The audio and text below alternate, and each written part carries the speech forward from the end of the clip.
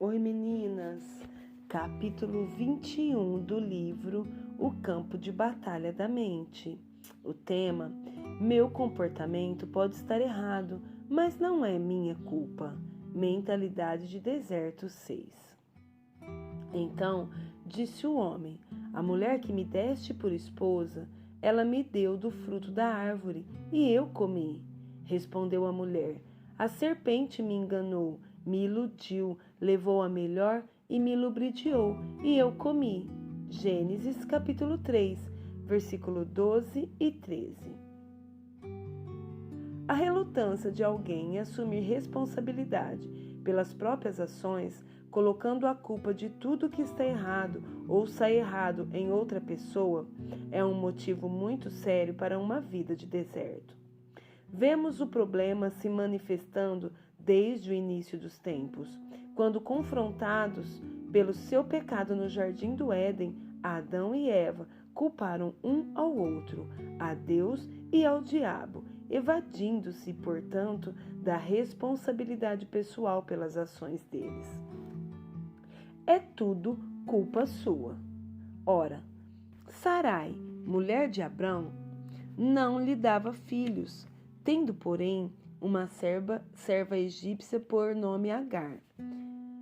Disse Sarai a Abrão: eis que o Senhor me tem impedido de dar à luz filhos.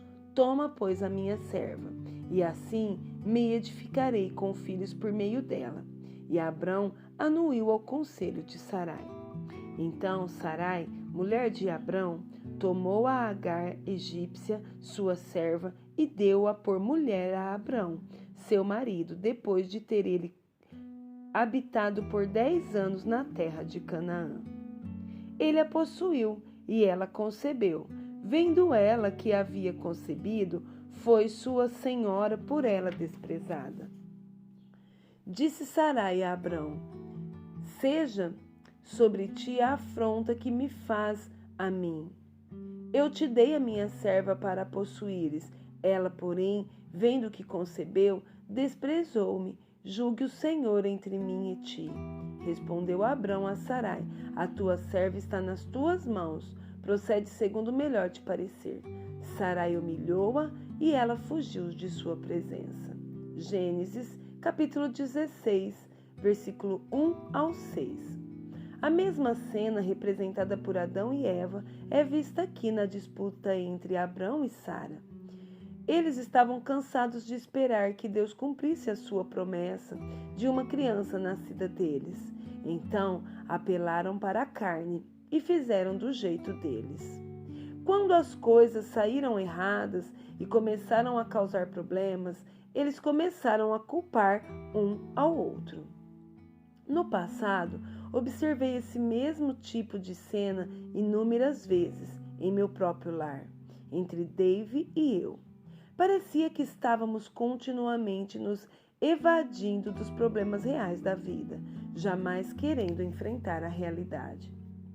Recordo-me vivamente de ter orado para que Dave mudasse. Eu estava lendo a Bíblia e via mais e mais os defeitos dele e como ele precisava ser diferente. Enquanto orava, o Senhor falou comigo: Joyce, Dave não é o problema, você é o problema. Fiquei desolada, chorei por 3 dias, porque Deus estava me mostrando como era viver na mesma casa comigo. Ele me mostrou como eu tentava controlar tudo o que acontecia, como resmungava e me queixava, e por aí afora. Foi uma bofetada chocante no meu orgulho, mas foi também o início da minha recuperação com o Senhor. Como a maioria das pessoas, eu colocava a culpa de tudo em alguém, mas ou em alguma circunstância além do meu controle. Pensava que estava agindo mal porque havia sido abusada, mas Deus me disse: o abuso pode ser a razão de você agir dessa maneira, mas não o use como desculpa para permanecer assim. Satanás trabalha com afinco em nossa mente, construindo fortalezas que nos impedem de enfrentar a verdade. A verdade nos libertará e ele sabe disso. Não creio que exista algo mais penoso emocionalmente do que enfrentar a verdade sobre nós mesmos e nosso comportamento. Como é penoso? A maioria das pessoas foge disso. É razoavelmente fácil enfrentar a verdade sobre alguma outra pessoa, mas quando precisamos nos enfrentar, achamos muito mais difícil. E o povo falou contra Deus e contra Moisés, porque nos fizeste subir do Egito para que morramos nesse deserto, onde não há pão nem água? E a nossa alma tem fastio deste pão vil, desprezível, insubstancial. Número 21, capítulo 5. Como você deve se lembrar, os israelitas queixavam-se de que todos os seus problemas eram por culpa de Deus e de Moisés. Eles se eximiram com sucesso de qualquer responsabilidade pessoal por estarem no deserto por um tempo tão longo. Deus me mostrou que essa foi uma das principais mentalidades de deserto que os manteve por lá 40 anos. Foi também uma das principais razões por que gastei tantos anos caminhando em volta das mesmas montanhas em minha vida. Minha lista de desculpas porque estava agindo mal era infindável. Se não tivesse sido abusada quando criança, eu não seria mal-humorada. Se meus filhos me ajudassem mais, eu agiria melhor. Se Dave não jogasse golfe aos sábados, eu não seria tão solitária. Se Dave me comprasse mais presentes, eu não seria tão negativa. Se eu não tivesse de trabalhar, não estaria tão cansada e irritável. Então, deixei um emprego. E então, se pudesse sair mais de casa, eu não ficaria tão aborrecida. Se apenas tivesse mais dinheiro, se nós tivéssemos nossa própria casa, então compramos uma. E, se pelo menos não tivéssemos tantas contas, se tivéssemos vizinhos melhores ou amigos diferentes, Mas, disse o Senhor a Moisés, envia homens que espiem vós mesmos a terra de Canaã, que eu hei de dar aos filhos de Israel. De cada tribo de seus pais enviareis um homem, sendo cada qual príncipe entre eles. Enviou-os Moisés do deserto de Parã,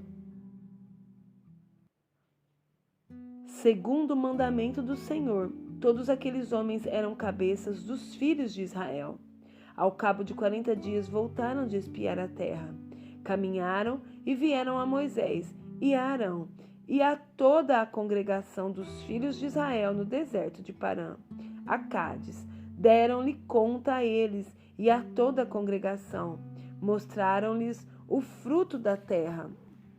Relataram a Moisés e disseram, fomos à terra a que nos enviastes, e verdadeiramente mana leite e mel. Este é o fruto dela. O povo, porém, que habita nesta terra é poderoso, e as cidades muito grandes e fortificadas. Também vimos ali os filhos de Anak, de grande estatura e coragem. Números capítulo 13, versículo 1, 3, 25 e 28. Se e mas são duas palavras mais enganosas que Satanás planta em nossa mente. Os 12 espias que foram enviados à terra prometida como patrulha de reconhecimento voltaram com um cacho de uvas tão grande que tinha de ser carregado em uma estaca por 2 homens. Mas o relatório que deram a Moisés e ao povo foi negativo. Foi o mas que os derrotou. Eles deveriam ter mantido os olhos em Deus e não no problema em potencial. Uma das razões de nossos problemas nos derrotarem é porque pensamos que eles são maiores do que Deus. Essa pode ser também a razão por que temos dificuldade em enfrentar a verdade. Não estamos certos de que Deus pode nos mudar. Então nos escondemos de nós mesmos, em vez de nos encararmos como realmente somos. Agora, não me é tão difícil encarar a verdade sobre mim mesma quando Deus está tratando de mim, porque sei que Ele pode me mudar. E já vi o que Ele pode fazer e confio nele. Entretanto, no início da minha caminhada com Ele, era difícil. Tinha passado a maior parte da minha vida me escondendo de uma coisa ou de outra. Tinha vivido na escuridão por um tempo tão longo que sair para a luz não foi fácil. A verdade no íntimo. Compadece-te de mim, ó Deus, segundo a tua benignidade e segundo a multidão das tuas misericórdias. E amável bondade, apaga as minhas transgressões, lava-me completamente e repetidamente da minha iniquidade e purifica-me e limpa-me e faz-me inteiramente puro do meu pecado. Pois eu conheço as minhas transgressões e o meu pecado está sempre diante de mim. Pequei contra ti somente, e fiz o que era mal perante os teus olhos, de maneira que serás tido por justos no teu falar e puro no teu julgar. Eu nasci em estado de iniquidade, e em pecado me concedeu minha mãe, e eu sou pecador também. Eis que te comprazes na verdade no íntimo, e no recôndito me fazes conhecer a sabedoria. Salmos 51, do 1 ao 6. No Salmo 51, o rei Davi estava clamando a Deus por misericórdia e perdão, porque o Senhor estava tratando com ele sobre seu pecado com Betseba e o assassinato de seu marido. Acredite ou não, o pecado de Davi havia ocorrido 1 ano antes desse salmo ser escrito, mas ele não havia encarado nem reconhecido. Ele não estava enfrentando a verdade, mas enquanto se recusasse a fazê-lo, não poderia se arrepender. E enquanto não se arrependesse, Deus não poderia perdoá-lo. O verso 6 dessa passagem é um versículo poderoso. Ele diz que Deus deseja a verdade no íntimo. Isso significa que, se desejar receber as bênçãos de Deus, deveremos ser honestos com Ele sobre nós e sobre nossos pecados. A confissão precede o perdão. Se dissermos que não temos pecado nenhum, recusando-nos a admitir que somos pecadores, a nós mesmos nos enganamos, e a verdade que o Evangelho representa não está em nós, não habita em nossos corações.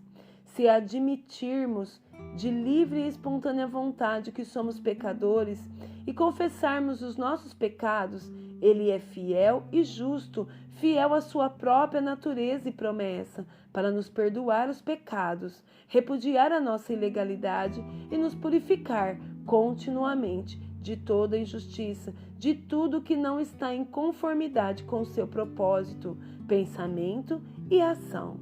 Se dissermos, alegarmos que não temos cometido pecado, contradizemos a sua palavra e fazemo-lo mentiroso, e a sua palavra não está em nós. A mensagem dividida do Evangelho não está em nossos corações.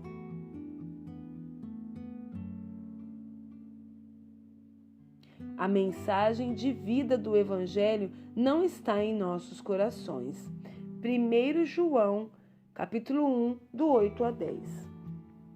Deus é rápido para nos perdoar se nos arrependermos verdadeiramente, mas não podemos nos arrepender se não enfrentarmos e reconhecermos a verdade sobre o que fizemos.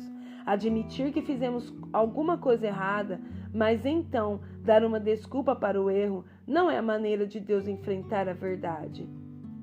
Naturalmente queremos nos justificar e as nossas ações, mas a Bíblia diz que nossa justificação encontra-se somente em Jesus Cristo. Romanos capítulo 3, versículo 20 ao 24. Eu e você somos justificados diante de Deus depois de pecarmos apenas pelo sangue de Jesus, não por desculpas. Lembro-me de quando uma vizinha me telefonou um dia e me pediu para levá-la ao banco naquele momento, antes que ele fechasse, porque o carro dela não estava ligando. eu estava ocupada fazendo minhas coisas e não queria parar. Então fui rude e impaciente com ela. Assim que desliguei o telefone, senti que tinha agido muito mal e que precisava ligar-lhe, pedir-lhe desculpa e levá-la ao banco. Minha mente estava cheia de desculpa que lhe daria por ter reagido tão mal. Não estava me sentindo bem, estava ocupada, eu mesma estava tendo um dia difícil. Mas lá no meu espírito, podia sentir o Espírito Santo me dizendo para não dar nenhuma desculpa.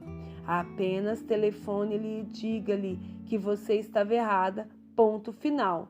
Não diga nada além de eu estava errada e não há desculpa para a forma como me comportei. Por favor, perdoe-me e deixe-me levá-la ao banco. Posso dizer-lhe que foi difícil fazer isso. Minha carne estava sendo cortada. Podia sentir esta coisinha correndo em volta da minha alma desesperadamente, tentando encontrar um lugar para se esconder. Mas não há como esconder-se da verdade, porque a verdade é luz. A verdade é luz. No princípio, antes de tudo, era o Verbo, Cristo, e o Verbo estava com Deus, e o Verbo era Deus. Ele estava presente no princípio com Deus. Todas as coisas foram feitas e vieram à existência por intermédio dele, e sem ele, nada, nem mesmo uma coisa do que foi feito se fez. A vida estava nele, e a vida era a luz dos homens. A luz resplandece nas trevas, e as trevas não prevaleceram contra ela. Não a apagaram ou a observaram, nem se apropriaram dela, nem foram receptivos a ela. João, capítulo 1, do 1 ao 5. A verdade é uma das mais poderosas armas contra o reino das trevas. A verdade é luz, e a Bíblia diz que a escuridão jamais subjugou a luz e jamais subjugará. Satanás quer manter as coisas escondidas na escuridão, mas o Espírito Santo quer trazê-las à luz e tratar delas. Então, podemos ser verdadeira e genuinamente livres. Jesus disse que a verdade nos libertaria. João capítulo 8, versículo 32. Essa verdade é revelada pelo Espírito Santo, o Espírito da verdade. Tendo ainda muito que vos dizer, mas vós não o podeis suportar, nem compreender agora. Quando vier, porém, o Espírito da verdade, o Espírito que dá a verdade, ele vos guiará a toda a verdade total, completa. João capítulo 16, versículo 12 e 13. Jesus poderia ter mostrado toda a verdade aos seus discípulos, mas ele sabia que eles não estavam prontos para isso. Ele lhes disse que eles teriam de esperar até que o Espírito Santo descesse do céu para ficar com eles e morar neles. Depois que Jesus subiu ao céu, ele enviou o Espírito Santo para trabalhar conosco, preparando-nos continuamente para que a glória de Deus fosse manifesta por nosso intermédio em vários níveis. Como podemos ter o Espírito Santo trabalhando em nossa vida se não enfrentarmos a verdade? Ele é chamado de o Espírito da Verdade. A faceta principal do seu ministério a nós é nos ajudar a enfrentar a verdade, trazer-nos a um lugar de verdade, porque apenas a verdade nos libertará. Alguma coisa em seu passado, uma pessoa, um acontecimento ou circunstância que o magoou pode ser a causa de sua atitude e de seu comportamento errado, mas não permita que isso se torne uma desculpa para permanecer desta forma. Muitos dos meus problemas de comportamento foram causados por ter sido sexual, verbal e emocionalmente abusada por muitos anos, mas fiquei presa aos padrões de comportamento errado quando usei o abuso como uma desculpa para eles. Isto é, como defender seu inimigo dizendo: eu odeio esta coisa, mas é por isso que a guardo. Você pode experimentar uma gloriosa liberdade de cada escravidão definitivamente. Você não precisa gastar 40 anos vagueando no deserto. Ou, se você já gastou 40 anos ou mais lá, porque não sabia que as mentalidades de deserto o estavam mantendo lá, hoje pode ser o seu dia de decisão. Peça a Deus que comece a mostrar-lhe a verdade sobre você mesmo. Quando Ele o fizer, suporte. Não será fácil, mas lembre-se de que Ele prometeu: de maneira alguma te deixarei, nunca jamais te abandonarei. Hebreus capítulo 13, versículo 5. Você está a caminho da saída do deserto. Desfrute a terra prometida.